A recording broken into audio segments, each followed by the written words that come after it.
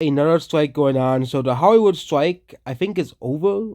Some people say it's still continuing, or some companies, but now there's a video game strike. Of course, this will affect all of the AAA developers. Obviously, it won't really affect all the indie developers. People will actually have passion for games. It won't affect games developed in other countries. Like for example, I think Ubisoft is based out of France. So like for example, Ubisoft France won't be affected because I think Ubisoft is based out. I think is Ubisoft either based out of America or France, one of the two. But it won't really affect foreign game companies. It will only affect games being developed in the United States. So, for example, I think Mojang is also based out of Sweden, or game companies that are based out of Britain won't really be affected. Really be affecting the, game market in America. AAA, so EA, Activision, Microsoft will be affected.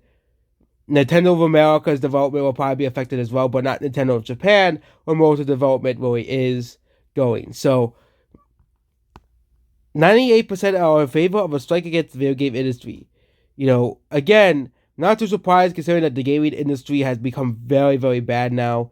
Rushed out games to meet deadlines, battle passes galore, microtransactions to access galore. You don't really have any normal games anymore. You don't really have, unless you want to look overseas or indie, you don't really have many options anymore. Even like, some Japanese developers are even falling to the ESG. Not really Nintendo, but most game developers are really trying to please the ESGs and all that stuff.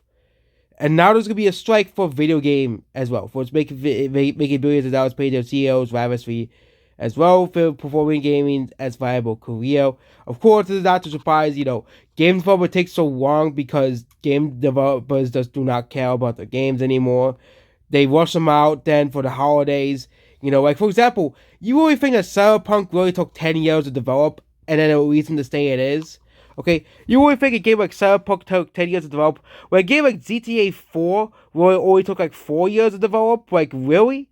Or GTA 5 take like 5 years between GTA 4 and GTA. Okay, I think it's like 6 years.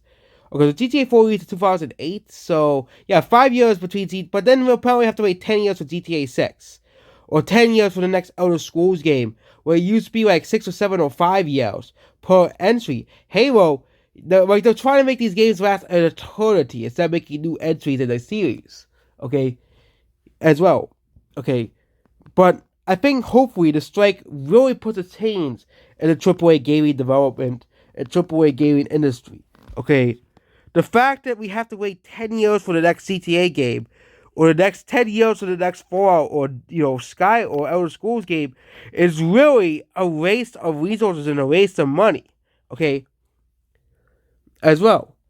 Considering the fact that games should be easier to make now, considering the advancements in technology we have made, as well.